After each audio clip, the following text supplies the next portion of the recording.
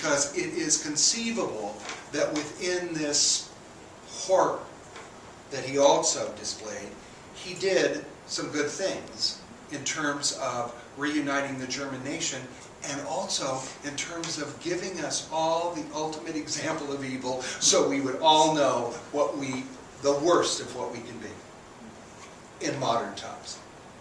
So, you know, what it says is, all the worst examples of us personally, of us as a group, of us as a nation, of us as a species, all the worst of it is subject to Epiphany.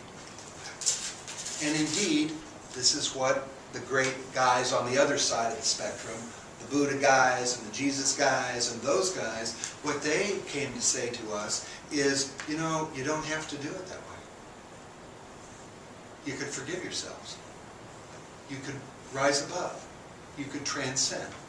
You know, you could have an epiphany. That's what Buddha came to say and Jesus came to say. It's the same thing. Did I see you? Yeah, I was going to say something about Hitler. He did many evil things, but a lot of things that he started, besides uniting Germany around one thing, was there science that came out of the camps that to this day we have built upon and used with genetics and everything, which we probably would not have gotten to this point. Yeah, the wrong way to get to a changed place. Now, the other lesson is, maybe we could find more positive ways to get to those places. And I think if there's any contribution that whole era made, it was that boy, can we choose the wrong version. So maybe it'd be a real good idea to choose the other version. What? Yes, sir. So I thought, well, I had an epiphany when we went through the myth lecture in the image processing class, because as an artist, you know, well, I didn't think about it being so vital to life, art, and storytelling, and how it is the ultimate thing that separates us from the other animals.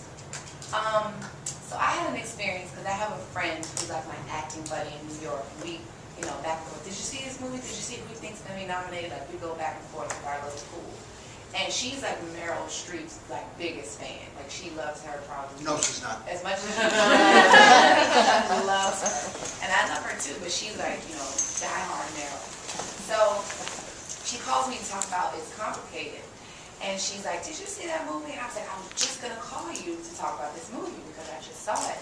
She's like, I mean, you know, Meryl's amazing. She's amazing whatever she does, but I'm sitting there watching that movie like, who cares about this story? I mean, this is so, just doesn't seem like a Meryl Streep movie. Like, okay, they got a divorce. Why are these kids so sad? It's been 10 years, blah, blah. And I'm sitting on the phone listening to her talk, and I'm crying because as an actor, sometimes, I think since the moment I decided that acting was what I was going to do and I started studying it, I don't remember the last time I watched a movie or a play and not had a moment, even if it's just a brief moment of analysis in some way, whether it was like, I don't think cast that person, or that line didn't go, or something like, or did you catch the boom mic, like something.